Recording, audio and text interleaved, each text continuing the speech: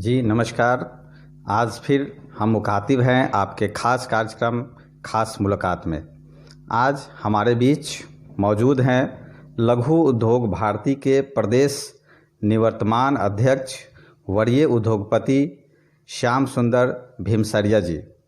ये राजेंद्र कृषि विश्वविद्यालय पूषा मैनेजमेंट बोर्ड के मेंबर भी हैं।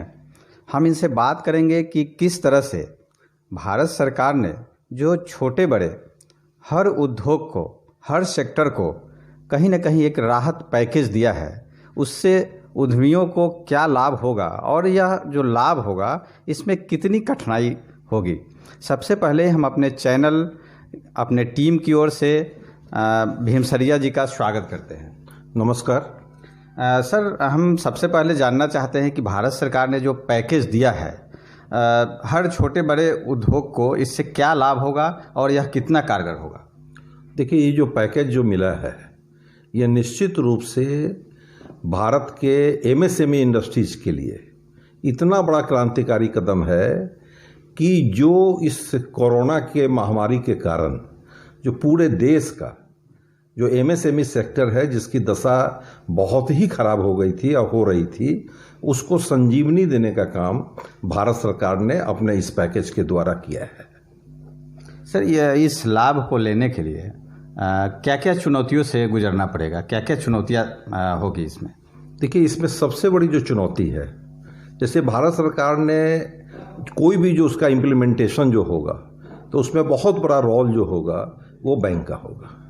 और जो स्थिति है अभी भारतवर्ष में बैंकों की, उसमें हम थोड़ा सा निराश हैं। थोड़ा सा निराश इसलिए हैं कि विदाउट कोलेटरल सिक्योरिटी के पहले से भी अपने यहाँ प्रधानमंत्री रोजगार योजना के अंतर्गत 2 करोड़ रुपया तक उद्यमी को उद्यम करने के लिए लोन देने का प्रावधान है। लेकिन जहाँ तक हमारी जानकारी है और समझदारी है कि ये इम्प्लीमेंटेशन जो है ये बहुत ही कमज़ोर स्थिति में है और कोई भी ब्रांच मैनेजर बैंक का वो विदाउट कोलेटरल सिक्योरिटी के वो देने के लिए तैयार नहीं होता है। 2 करोड़ रुपया का जो ऋण है, उस 2 करोड़ अधिकतम सीमा है, तो उसमें जो लोग जाते हैं 50 लाख, 25 लाख, 1 करोड़ वाले जो लोग जाते हैं, उनको भी बैंक ऋण देने से कतराता है। और आज का जो ये स्थिति है, जो 3 लाख करोड़ का जो ये पैकेज मिला है, ये तो बहुत बड़ा पैकेज है। अब इस पैकेज को भी इम्प्लीमेंट तो बैंक ही करेगा और बैंक के ऊपर डिपेंड करता है कि भारत सरकार कितना नियंत्रण कर पाती है। जैसे एक उदाहरण के लिए हम देते हैं कि रिजर्व बैंक ऑफ इंडिया वो जितनी भी भारतवर्ष में बैंकें हैं उसके ऊपर नियंत्रण करने का काम करता है। लेकिन उसके बाद एक दूसरी व्यवस्था क्या है कि हर बैंकों का अपना बोर्ड होता है। तो रिजर्व बैंक ऑफ इंडिया जो है वो सिर्फ निर्देश भर देती है, उसका कोई भी सर्कुलर जो है वो बना करके जो है वो विभिन्न बैंकों को देती है। और बैंकों के जो बोर्ड है वो तय करता है कि हम अपनी बैंक में इसको किस तरह से लागू करें। उसमें भारतवर्ष में जो हमारा जो सोच है कि वो बहुत ही जटिल है। मैं रिजर्व बैंक ऑफ इंडिया के एमएसएमई एम्पावर्ड कमेटी का भी बहुत दिनों तक मेंबर, लघु उद्योग भारती के अध्यक्ष होने के नाते रहा हूं।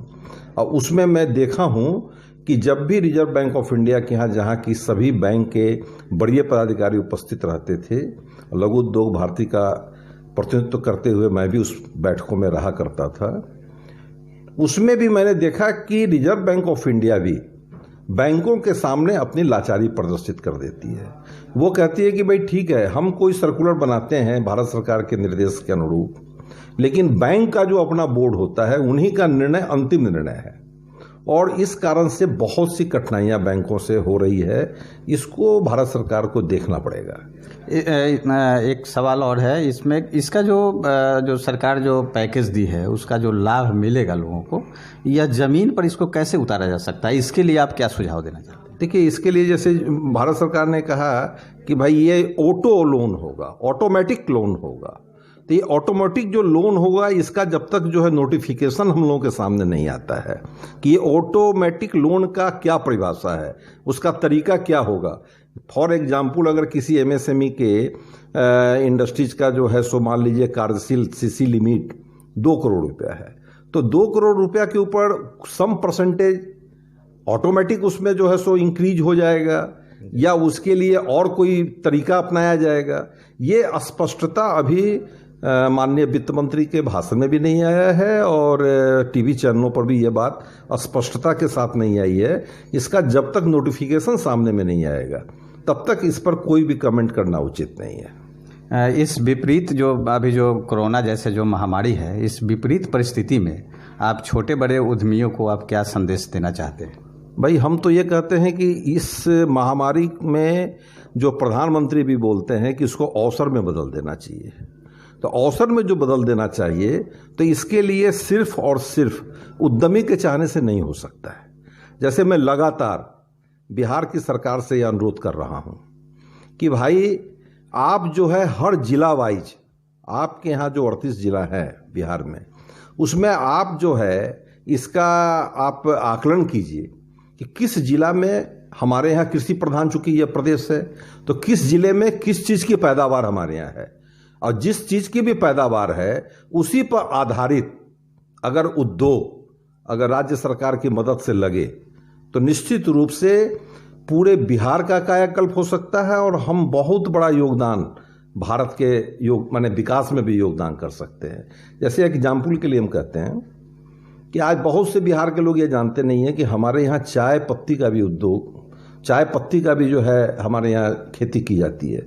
हमारे यहाँ किशनगंज जो बॉर्डर है, किशनगंज में बहुत अच्छा चाय का उत्पादन हो रहा है, लेकिन बिहार सरकार, हमारा ये अनुरोध है कि उसको मतलब कि सुनिश्चित करे कि भाई वहाँ चाय का जो उत्पादन हम अधिक से अधिक कैसे कर सकते हैं, कैसे हम अच्छे से अच्छी क्वालिटी का चाय वहाँ उत्पादित कर सकते हैं।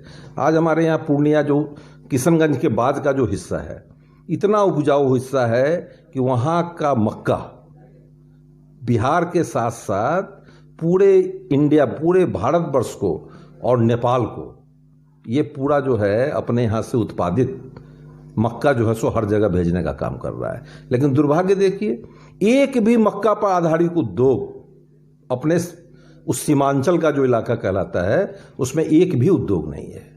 तो इस चीज़ को अगर अवसर में बदलना है, आज मान लीजिए हमारे यहाँ मिथिलांचल का इलाका है, मिथिलांचल में मखाना की खेती होती है, पूरे मखाना की पूरे देश भर में मांग है, लेकिन हमारे यहाँ कोई ऐसी नीति नहीं है कि जो है सो हम इस तरह का उद्यम करें कि वहाँ हमारा मखाना जो है वहाँ का उत्तम हो और ज़्यादा से ज़्यादा हो। आज मिथिलांचल में आपको धान की बहुत अच्छी फसल है, गेहूँ बहुत है, लेकिन कोई हमारा मतलब ये सरकार, भले हालांकि जो बिहार की सरकार है, हम लोग बहुत से मुद्दों पर उनके साथ सहमत हैं, लेकिन बहुत से ऐसे भी मुद्दे हैं जिससे हम लोगों की असहमति रहती है। क्योंकि हमारा जो संघ है, हम राष्ट्रवादी संगठन के लोग हैं, राष्ट्र और प्रदेश सबके जो है सो भलाई के लिए काम करने वाले लोग हैं, उद्यमी के साथ साथ। तो हमारा बिहार सरकार से ये अनुरोध है कि आप जिला वाइज समीक्षा कीजिए और उस पर आधारित, उससे दो लाभ होगा।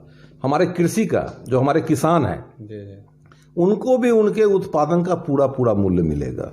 आज क्या होता है, आज हमारे यहाँ जो उत्पादन होता है, अब उसमें सिस्टम है कि जैसे मान लीजिए धान की खेती जहाँ हो रही है, धान की खरीद बिहार सरकार पैक्स के माध्यम से करती है, और पैक्स के माध्यम से करती है, वो इतना विलम्ब कर देती है उसकी खरीदारी में, तब तक तो धान, आधा से अधिक धान जो है वो पंजाब और हरियाणा और यूपी वगैरह वगैरह प्रदेशों में चला जाता है, सही दाम किसान को नहीं मिल पाता है।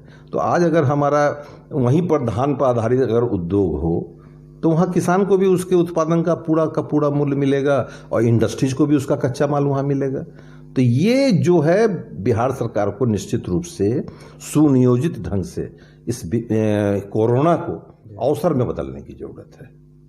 चलिए, बहुत बहुत धन्यवाद, आप हमसे जुड़े। ये थे हमारे बीच लघु उद्योग भारती के प्रदेश निवर्तमान अध्यक्ष वरीय उद्योगपति श्याम सुंदर भीमसरिया जी, और ये कृषि विश्वविद्यालय पूसा के जो मैनेजमेंट बोर्ड है उसके मेंबर भी हैं। इन्होंने कहा कि जो सरकार ने जो तय किया है जो मानदंड, उसमें कैसे सुधार हो और किस तरह से उद्योगपतियों को लाभ मिले, इन्हीं पर आज हमारे साथ चर्चा में जुड़े थे। आगे भी हम किसी खास शख्सियत से आपको मुलाकात कराएंगे, तब तक के लिए इजाज़त चाहते हैं। मैं रंजन कुमार अपने सहयोगी कैमरामैन सोनू शाही के साथ मुजफ्फरपुर।